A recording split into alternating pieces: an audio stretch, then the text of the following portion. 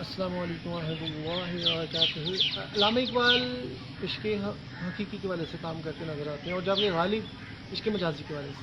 اور اللہ کا شکر ہے جتنا میں نے کلام غالب کا پڑھا ہے اور علامہ اقبال کا پڑھا ہے، میرا نہیں خیال کسی گائک نے اتنا زیادہ کلام پڑھا ہو۔ اس کلام کو ہار ڈالنا ناممکنات میں سے نظر آتا ہے، کیونکہ اس کلام کے احساس تک اترتے ہوئے اس کے ساتھ جو ہے نا وہ معیار کو فلفل کرنا میرے خیال میں دوسروں کو مشکل نظر آتا ہے۔ گانا گانا آسان ہے، اسی طرح میں گانے نہیں گاتا کیونکہ میں سنتا نہیں ہوں اور مجھے اچھا نہیں لگتا گانے گانا، کیونکہ گانا اچھی لکھت نہیں ہے۔ کلام خواجہ اگرچہ میں نے لکھا اور اس کو تو میں نے سنگ کیا، اب غالی کے بعد اس کے مجازی کے والے سے مجھے کوئی کلام اچھا نظر آتا ہے تو وہ مجھے اپنا کلام نظر آتا ہے اچھا جو میں نے لکھا ہے۔ اب نعت میری بہت کم ہے، نعت میں بہت کم پڑھتا ہوں۔ پہلی تو اس کی وجہ یہ ہوتی ہے کہ میں سمجھتا ہوں کہ اس قابل ہی نہیں ہے کہ کسی کو نعت سنائی جا سکے، کیونکہ آج نعت کو نمود و نمائش کے طور پہ لیا جاتا ہے، پیسے کمانے کا ذریعہ بنایا جاتا ہے، اور ایسے لوگ جو خود کردار سے آری ہو نعت پڑھیں تو اچھا نہیں نظر آتا۔ اور یہی نہیں، اگر سننے والے بھی کردار سے آری ہوں تو پھر بالکل ہی ہم نعت کے معیارات پہ پورا نہیں اترے، اور نہ ہی نعت کے وہ جو کلام کے ساتھ انصاف کر رہے ہوتے ہیں۔ اور نعت بھی دو طرح کی ہے، ایک الفاظ کی نعت ہے، ایک کردار کی نعت۔ جب آپ کردار کے ساتھ پورا اترتے ہوئے، کردار کے مقام پہ پورا اترتے ہوئے آپ نعت پڑھتے ہیں تو پھر مزہ آتا ہے۔ آج نعت پڑھنے والے بہت زیادہ ہوں گے اور پیسے بھی کما رہے ہیں، مگر میرے خیال سے اگرچہ ان کو کامیاب تصور کی جاتے ہیں، ان کی آواز بھی اس قابل ہوتی ہے کہ سنی جائے، مگر کردار نہیں ہے۔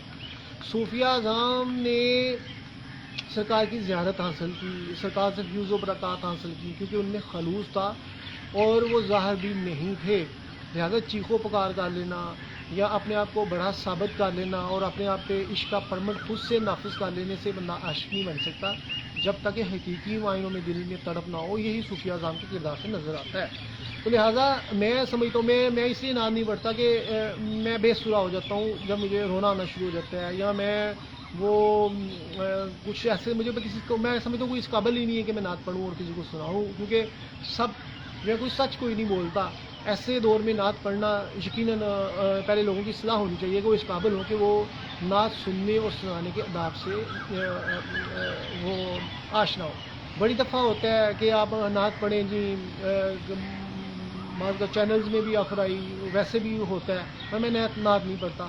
میں سمجھتا ہوں کہ یہ سرکار کا ادب کرنے کی بجائے یہ اس کا نام کیا ہے، اس نعت کے جو آداب ہیں اس سے بھی ناشنا ہے۔ تو لہٰذا ایسے وقت میں نعت پڑھنا، اور اسی لیے ٹیلی ویژن کی ٹرانسمیشن جتنی بھی ہوتی ہیں یہ اصلاحی والے سے یہ وہ، تو اس والے سے بھی مجھے عجیب لگ رہا ہوتا ہے کہ جتنے بھی چینلز پہ ہو رہا ہوتا ہے کہ ان کے کردار میں خود خوبصورتی اور سٹین نہیں ہوتی، اور وہ چلے ہوتے ہیں، کوئی اینکر مین کے بڑے بڑے دعوے کر رہا ہوتا ہے، دین کا بڑا مبلغ بنا ہوتا ہے، اور ریا کاری ہمارے معاشرے میں بہت عام ہے۔ اسی طرح جو علماء کرام آتے ہیں وہ بھی کیسے آج علماء کی تبلیغ دل پہ اثر نہیں کرتی، کیونکہ کردار میں پہنچی ہوئی نظر نہیں آتی۔ تو لہٰذا عشق حقیقی اور عشق مجازی کے والے سے جو غالب نے اور اقبال رحمۃ اللہ علیہ نے کام کیا ہے، تو اس لیے میں بار بار اس کو پڑھتا ہوں، اس کو پبلش کرنے کی کوشش کرتا ہوں، ان کا ترجمان بنتے ہوئے ان کو پبلش کر رہا ہوتا ہوں چیزوں کو، تاکہ اس کا نام کیا ہے، کردار زندہ ہو جائے، چاہے عشق حقیقی ہو چاہے عشق مجازی۔ آج گھروں میں خانہ جنگی لگی ہوئی ہے اور جو رشتے ہیں وہ تباہ ہو چکے ہوئے ہیں کیونکہ کردار نہیں ہے۔ اسی طرح ہر معاملے میں کردار نظر نہیں آتا، عشق مجازی کے حوالے سے بھی کردار ضروری ہے، ورنہ دعوے کرنا کوئی بڑی بات نہیں ہے۔ آپ کی زبان ہے، جتنے مرضی بڑے دعوے کر لیں، آپ کو کون روکنے والا ہے۔ اور اس دور میں جب زیادہ تر لوگ کردار جن کے پھیتی اور دعوے دیکھے جائیں، تو اسی لیے جو اشاک ہوتے ہیں وہ کبھی بھی دعویٰ نہیں کرتے، بلکہ وہ اپنی منازل بلند سے بلند طے کرنے کی کوشش کرتے ہیں، تاکہ وہ حقیقی معنوں میں جو ہے وہ ان کو اتھارٹی مل جائے، ان کے عشق کی تصدیق ہو جائے، چاہے عشق حقیقی ہے چاہے عشق مجازی۔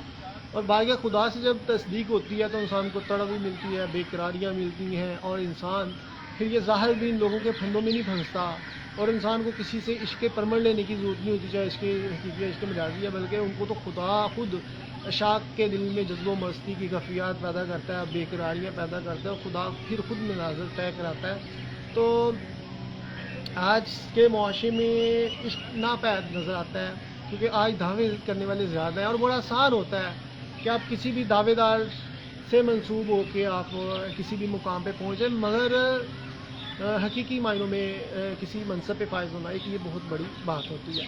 تو لہٰذا اگر ہمارا سارا نظام اگر دیکھا جائے تو اسی لیے خستہ حالی کا شکار نظر آتا ہے کہ وہاں پہ ہمارے ادھر اب جتنے اب قوالی کے حوالے سے دیکھا جائے تو قوالی کے حوالے سے جو کلام خواجہ معین الدین چشتی رحمۃ اللہ کے دور میں لکھے جاتے تھے جو قوالی پڑھی جاتی تھی آج کے کلام میں بہت مختلف ہے. بابا میں قسمت لکھ کچی پینسل نال کتنا ایک اسٹوپڈ قسم کے کلام سننے میں آتے ہیں کہ جن میں گہرائی نہیں ہے, وزن نہیں ہے اور وہ معیار نہیں نظر آتا. تو لہٰذا وہ جو امیر خسرو نے کلام لکھ دیا وہ آج کل کے شعراء کرام تو اس کے مقام پہ پہنچ نہیں سکتے. تو لہٰذا اس لیے تنقیدگار تنقید کرتے نظر آتے ہیں. اب دیکھا جائے تو نصرت فتح علی خان جو ہے وہ غزل اچھی پڑھتے تھے اور قوالی اچھی پڑھتے تھے مگر گانا ان کے بس کی بات نہیں تھی, وہ گانا نہیں اچھا گا سکتے تھے. اسی طرح آج جو نصرت غزل پڑھتے تھے وہ آج کل کے جتنے بھی ہیں جو اپنے آپ کو بڑے گھرانے سمجھتے ہیں ان سے آل ٹوگیدر مختلف ہے انداز نصرت فتح علی خان کا. تو لہٰذا ہر ایک نے گائکی میں اپنا ہی ایک علیحدہ سے وہ اندازہ وہ معیار بنایا ہوا ہے اور اس کو وہ لوگوں کو اپنا ہم خیال ہلکا پیدا کرتے ہیں اور پھر لوگوں سے داد وصول کرتے ہیں. تو لہٰذا سنگنگ کے حوالے سے بھی کوئی اسپیسیفک کرائٹیریا مینشن نہیں ہے کہ یہی چیز ہے. تو ہاں یہ علیحدہ سے بات ہے کہ آپ کو اپنی پریزنٹیشن اچھی ہونی چاہیے, آپ کا مؤثر انداز میں اپنا کلام پیش کرنے کے حوالے سے آپ کے کو آپ کے گلے میں ہو جو آپ جیسا بھی پڑھیں چاہے جو بھی انداز اپنائیں. جیسے نصرت فتح علی خان غزل اور طریقے سے پڑھتے تھے. اب میں نے بھی غزل کا جو انداز اپنایا ہے وہ میں نے بالکل مختلف اختیار کیا ہے. جتنے بھی آج پڑھنے والے غزل ہیں جتنے بھی غالب کا کلام پڑھا ہے اور میرا تو مائک اس قابل نہیں ہے کہ وہ اس سر کو پورا پکڑ سکے کیونکہ وہ اس قدر میں سر کھینچتا ہوں اور وہ اس میں چھوٹی چھوٹی سریاں نظر آتی ہیں جو سارے دوسرے وہ غزل گائک آج کل کے جو یہاں جتنے بھی گزرے ہوئے ہیں بابے جو اپنے آپ کو گرانوں کا سمجھتے ہیں وہ بے اور مجھے ان کا کلام اچھا بھی نہیں پڑھنا نظر آتا. کیا دل ناداں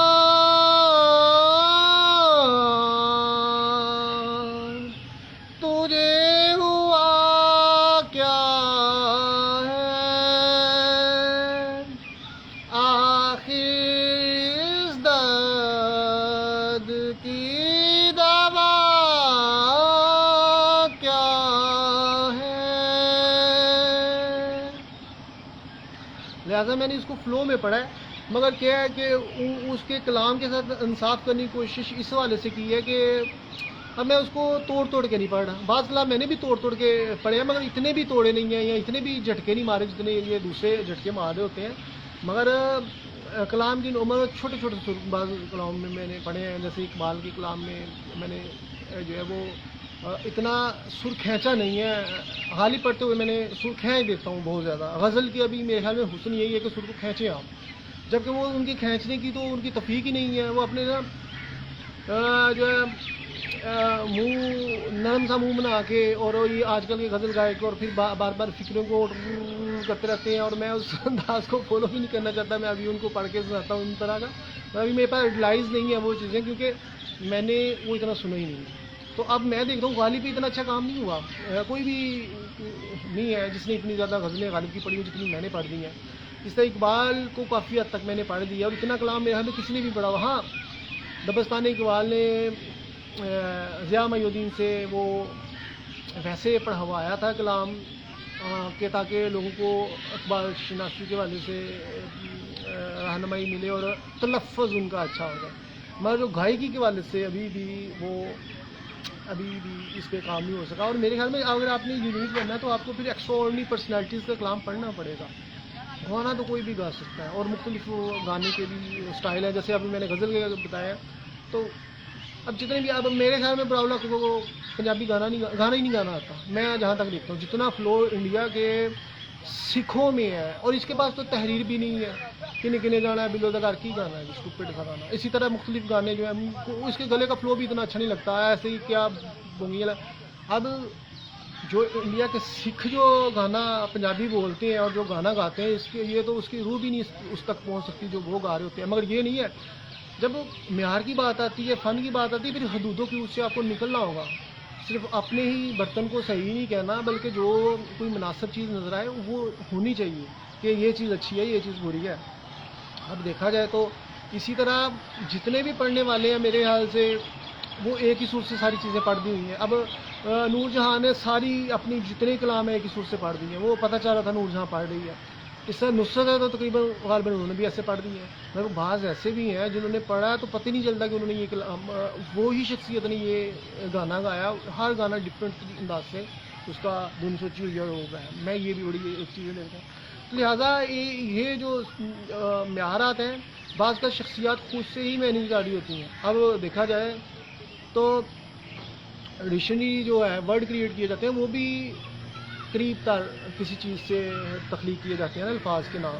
تو لوگوں نے اس پہ ریسرچ کی یہ وہ اور اس کو اس طرح موسیقی میں بھی یہی ہے کہ کوئی قریب تر جو قابل قبول ہو، اتنا بھی بدا سور نہ ہو تو لوگ قبول کر لیتے ہیں چاہے آپ کا انداز مختلف ہو. میرے یہ کہنے کا مطلب یہاں پہ ہے. تو لہٰذا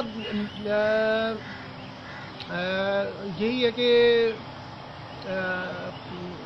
میں یہ کہ کمال کے نحل میری خواہش ہے کلام پہ کام ہونا چاہیے. غالب پہ اگر ہوتا ہے تو کام نہ ہو، مگر علامہ اقبال پہ کام ہونا چاہیے تاکہ جس قدر گہرائی ہے اور کردار کی پختگی نظر آتی ہے علامہ اقبال کے کلام میں وہ اس کا حسن فوت نہ ہو، اور وہ جو ہے نا